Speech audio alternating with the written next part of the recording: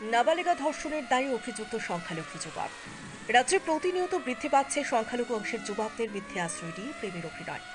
কিছু সংখ্যালঘু অংশের যুবকরা নিজের পদবি এবং নাম আড়াল করে হিন্দু ধর্মের মেয়েদের প্রেমের ফাঁদে ফেলে তাদের জীবন ধ্বংস করছে। রাজ্যে এসব ঘটনা অহরহ ঘটে চলেছে।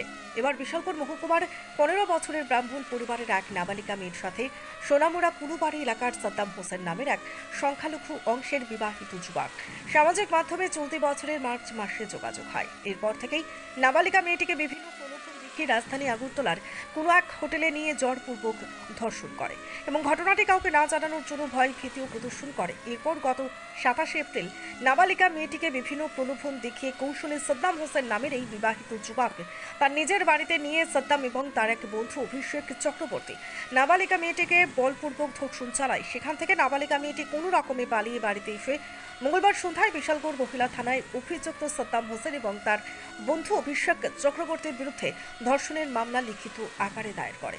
মহিলা থানার পুলিশ যথারীতি ভারতীয় দণ্ডবিধি 366A, 376(3), 342, 354A, 506, 34 এবং 04N08 আইনে মামলা লিপিবদ্ধ করে মঙ্গলবার রাতে ঘটনার মূল অভিযুক্ত সাদ্দাম হোসেনকে গ্রেফতার করে এবং অপর অভিযুক্ত অভিষেক চক্রবর্তীকে গ্রেফতারের জাল বিস্তার করেছে সর্বত্র।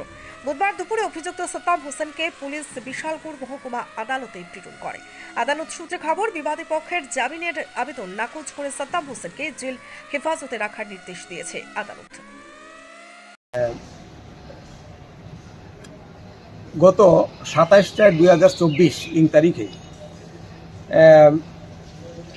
বিশালগড়ের একজন মাইনর ভিকটিম, ওকে সোনামুড়ার দুইজন অ্যাকিউজড, একজনের নাম সাদ্দাম হোসেন আর একজনের নাম অভিষেক চক্রবর্তী, এই দুইজন ফেসবুক এবং ইনস্টাগ্রাম ইত্যাদির মাধ্যমে ওই ভিকটিমকে যোগাযোগ করে ভিকটিমের সাথে, এবং সেইভাবে করে অভিযোগ যে বিগত মার্চ মাস থেকেই ওই ভিকটিমকে তারা আগরতলা হোটেলে নেয় এবং সেখানে নিয়ে কয়েকবার ধর্ষণ করে এবং তাকে ভয়ভীতি প্রদর্শন করে।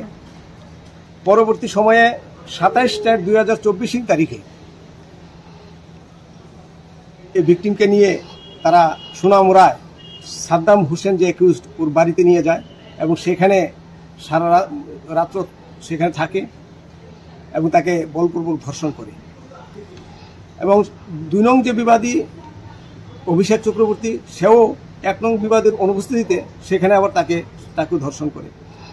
পরের দিন 28 তারিখ ও কোনো মতে পালিয়ে আসে বাড়িতে। 29 তারিখে ওর গার্ডিয়ান ওর হাঁটা চলা বা ইত্যাদি দেখে একটা সন্দেহ হয়। তারপর তাকে জিজ্ঞাসাবাদ করা হলে সে বলে যে আমার সঙ্গে এই ঘটনা তারা করেছে। পরবর্তী সময়ে পরের দিন 30 তারিখে বিশালগড় মহিলা থানায় লিখিত অভিযোগ দায়ের করা হয় অভিভাবকের পক্ষ থেকে, এবং তার ভিত্তিতে অ্যাকিউজ সাদ্দাম হোসেনকে